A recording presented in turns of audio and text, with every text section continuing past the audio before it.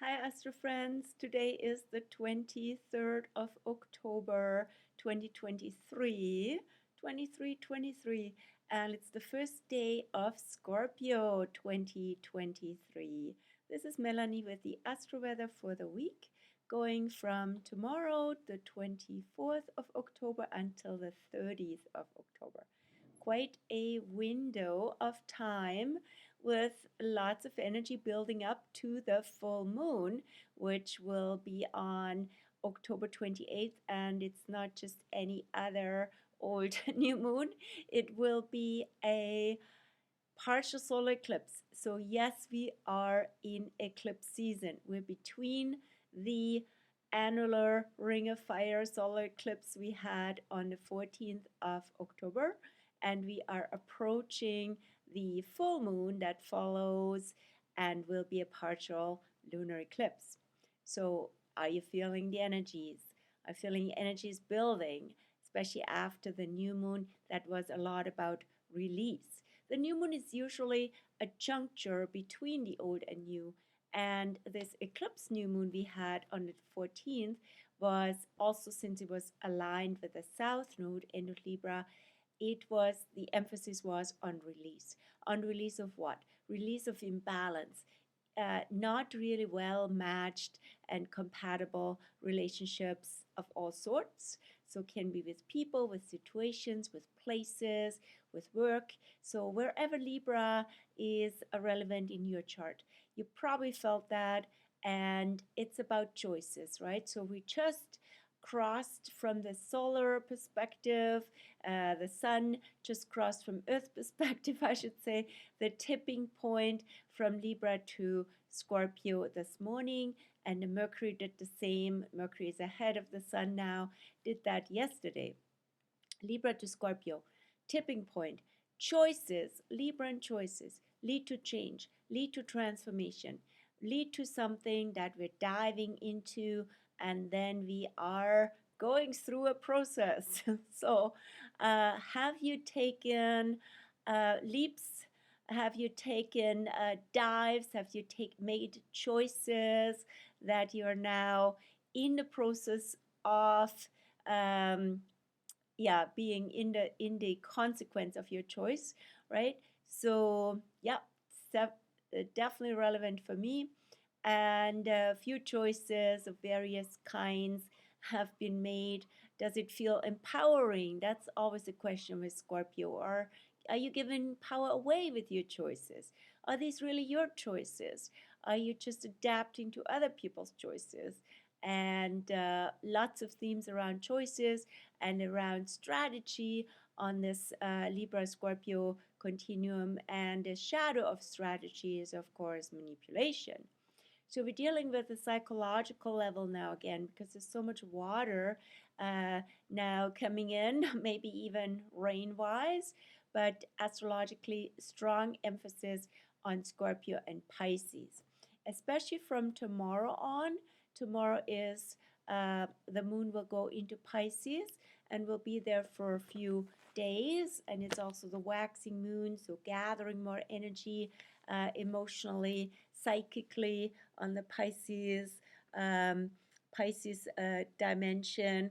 So the moon will be from late night, so 1:33 a.m. Pacific Daylight tomorrow, the 24th, in Pisces all day, 24th, 25th, until early morning, the 26th, when the moon goes into Aries. But these two next days will be very watery, can be very emotional, can be in a way intense, because there's also lots going on in Scorpio now. We have Scorpio Sun, Mercury, and Mars, and they will align also for the full moon on the 28th. That would be, I show you that graph at this point. Here is the alignment of Sun, Mars, and Mercury all together, and balancing, balance, much needed here on the Taurus side of things, actually on the Aries-Taurus continuum, right? So just a second, hang in there with me. I'm building this up because it's a lot of stuff is really now coming up for fruition from the full moon perspective, but also for seeding. It's a seed eclipse. This eclipse plants new seeds on the Taurus side, while we hopefully have released a lot on the Scorpio side over the last 1.5 years when we had eclipses in Scorpio Taurus, and the release emphasis was on the Scorpio side, the seed emphasis on the Taurus side. What does that mean? Releasing all sorts of dark, shadowy, toxic, and self damaging, self sabotaging, and self defeating uh, energies, right? So where you have been pulled into a rabbit hole, maybe through manipulation, maybe through your own thoughts, dark thoughts, deep thoughts, but also depressing thoughts, anything that can pull us down was definitely happening and being revealed also, right? So Scorpio is about showing what's usually hiding and is in the shadow, in the closet. And so a lot would have come up, bubbling up basically from under the surface in the last 1.5 years since December 2021, when we had then throughout the year 2022 and until mid 2023 this whole dynamic of Scorpio Taurus. So also the Taurus side showed us, invited us to be more grounded, go for joy, be in nature, and find freedom in all of this, because that's also the Uranus part in Taurus. Now, this is the last time when the Scorpio Taurus dynamic comes up as an eclipse again, since technically the nodes are now in Aries and Libra, but the eclipse pulls it back into Taurus Scorpio, and the last one in 18, 19 years, right? So the wrap up, almost like a harvest moon energy, since full moon always has a bit of harvest moon dynamic anyway. So things come to fruition, to be seen in a full light. What brings you joy, right? That's the Taurus side. And there's a lot of opportunities. There's lots of gifts in life. This is what Jupiter says. That can show us how nature provides, how nature is here to ground us, and how important Mother Earth is, right? And how important it is to also be a good custodian, be a good, taking good care of the earth as the earth takes good care of us. And being our earth body, right? Being really well embodied, not getting totally, sort of absorbed in a funk. That could be a Scorpio thing too, right? Where you're not even present. And Taurus has us, grounds us, right? And shows us also where our ground is, where our place is in the world. Maybe there's places that have revealed themselves lately where you feel happy and joyous, and why not going there more, right? And and Taurus is also traditional, so there's traditions, there's good habits, but we also want to break out of unhealthy habits with Uranus and Taurus, especially ones that have to do with being stuck and being too complacent is the word, right? Complacent, lazy, basically, right? And not changing our habits, being kind of stuck in a rut. And that can be due to certain attachments. We don't want things to change. We have a hard time adjusting. We're resisting, right? So you don't want to resist. You actually want to find freedom. That's a Taurus side. So a lot of that is coming up now with that eclipse being amplified by Jupiter. We could even see the full moon. It's a partial lunar eclipse, so we don't see the eclipse here on the west coast, because the full moon will be, and the eclipse also, around 1:24 p.m. So it's just after the noon point, because when Pacific Daylight Savings Time, the moon will be way below the horizon, but the eclipse will be visible. I don't have exactly in my head. The eclipse path would be over Europe and Asia, I gather. But I'll post this, of course, right? So I post more astronomical details for the eclipse in in the actual eclipse article, which I'm about to write on my blog and post on the social media platforms that are linked below, especially Facebook. It's also Instagram, and and there's also my newsletter. If you'd like to receive the astro news for every new moon and full moon, including the eclipses, you're most welcome to send me an email and I add you to my list. You can always self-unsubscribe, and then you have it automatically come to your inbox. So back to this full moon, which is basically the main attraction of the week, and a lot of is building up for that. So what feeds into it is like much more Scorpio energy now, right? So Mercury has entered Scorpio yesterday and will be in Scorpio for a relatively short time, because Mercury is relatively fast at this point. So that's from November 9th. I'm sorry, so if you're on the West Coast, I should say it was already on Saturday night. So Saturday just before midnight, and for most places on planet Earth. So no, actually I should say east of Pacific, any place on planet Earth east of Pacific would have been on October 22nd when Mercury entered Scorpio, and will be there only until November 9th, because it's pretty fast at this point. It brings out taboos, it brings out power issues to our mind and maybe to our conversations. So don't go into power games with people, rather express more honestly, deeply what's going on for you, rather than trying to manipulate the other person, right? Or it's a lot of distrust can happen, but when you actually talk to the person, it might get actually so much better. So I had personally a tech situation yesterday and today with the Scorpio getting activated and the moon in Aquarius, where apropos tech, where I needed tech support, and the tech support was going on and on and on, and still couldn't really install and resolve all that was needed yesterday. It was quite exhausting. And then today I had to call in again because there was still unresolved issues. And I did have some trust issues with that technician.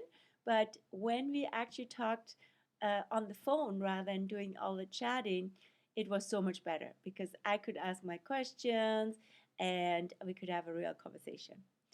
Anyway, so the moon now being in Aquarius still until tonight, and then in Pisces, where things can get very, very.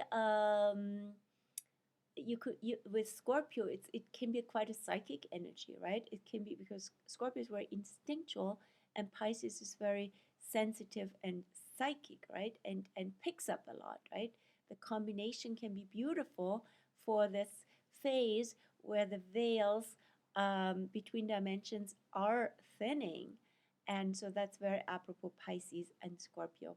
So be open for that, imaginative. But also with Saturn in Pisces now, watching not to pick up so much random energy that's floating around, especially if it's like something toxic or something that really wears you down or depletes you, right? So we really need to learn from the Saturn perspective to have healthy boundaries in these energetic realms, and also in realms like media, right? So what do we take in on all levels? That's a Saturn in Pisces theme. And speaking of Saturn in Pisces, Saturn will be the next planet to go from retro to direct, and that will be November 4th. So we are having currently still 5 planets retro, including Saturn, Jupiter, and Chiron, Uranus, and Neptune. And Saturn will be the next. So we're already feeling, we're approaching this November 4th mark, we're feeling this turnaround energy of Saturn. So a lot of the themes relating to Saturn in Pisces could come up for you now as well. On the cusp, I should say, cusp from Aquarius to Pisces. So Saturn has gone back to the very beginning of Pisces, and but it doesn't go back to Aquarius. It just goes back to like 0 something Pisces. So Saturn will be on the eclipse day at 0:32, and it goes back to maybe 0:20. So it's just barely, right? Barely in Pisces. And that is the resonance point. So resonance is also a theme from Aquarius to Pisces. So people whom you resonate with, right? And people whom you have good vibes with, a connection with. So Saturn could have shown us in the last month since June, when it's been retro, where there is a resonance or where there isn't, and the vibes are not really so connective or not anymore. And then the question is what to do about it, or in lots of situations, nothing you can really do. It's more about letting go and blessing if things are not connecting anymore with people. And yeah, so that Pisces energy, early Pisces, has a Cancer undertone, as has early Scorpio, where now the Sun is, and Mercury. And so the Cancer theme is related to childhood and family. And so there can be also themes going back to your early years that influence you at this point, right? Where it would be good to clear certain energetic imprints from the Saturn in Pisces perspective, clear certain bonds and certain entanglements from the Pisces perspective, and yeah, stuff like that. So it would be a good time to release what is not alive anymore, what is not really, what you don't want to carry over and you don't need to. And it would be a beautiful phase now to do release ceremonies before Saturn goes direct on November 4th. And it can be, of course, combined with the full moon. Yeah, so that full moon, that partial lunar eclipse, is so close to Halloween, Samhain, and we will still see a slightly waning full moon as we are out and about on Halloween evening. So the energy is really strong, right? So with the full moon, especially in eclipse, an almost exact full moon with Jupiter, moon close to Jupiter. We can see that full moon. We can see Jupiter next to the full moon if the moon is not too close, that Jupiter would be hard to spot. But I believe we can see moon Jupiter. Powerful, right? So it's also about, as I said, joy and life affirming energy is very much the Jupiter in Taurus. What do we value? And why is it so important to be on the earth at this point? Yeah, so these are the main attractions of the week. And yep, so early Scorpio, Cancer undertone. Yeah, in terms of the moon, yes, the moon will be before she goes to Taurus for the eclipse. The moon will be in Aries. And forgot to put that puzzle piece in. The moon in Aries will be on October 26th and 27th, and until early morning of October 28th. So that is also a very strong energy that pushes towards newness, right? So the newness, since it's, even though it's a full moon, but it is about planting seeds. It's about being brave also. The combination of Aries and Scorpio is quite a bold energy, right? That doesn't take any BS, which is also part of the eclipse energy, and is rather assertive and stands in their power. So this is can be quite an invigorating energy where things are finally moving, especially if they haven't lately with the Saturn retro, and there could be still some humps literally tomorrow as um, the moon passes Saturn in the zodiac. And so there is also more opportunity for things coming your way as you release all sorts of vibes that you're not anymore, and you're not putting up with anymore, and that you're not aligned with anymore, and that are not high vibrations, right? Not really good vibrations. So that is Saturn in Pisces also. Yes, and yeah, full moon, and then after the full moon on 29th is actually still 28th is a full moon. It's exact at 1:24 p.m.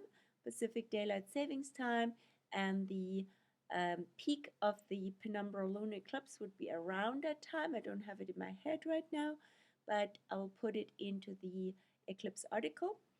And so full moon peaks at just after noon on the 28th, and then on the 29th the moon is still in Taurus and will then align with Uranus on the 29th.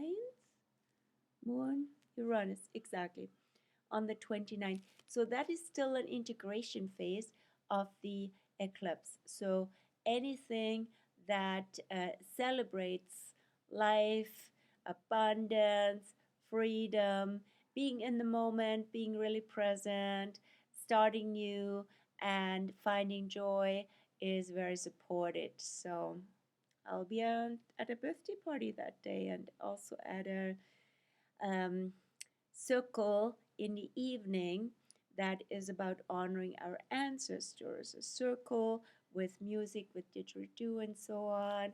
Be quite the weekend. And yeah, doing tarot readings and astrology readings at a party also on a Saturday. So yeah, if you're interested, I'm always available for that as well. For your private astrology parties, you can hire me, you can bring me in, or we can do it also online even, right?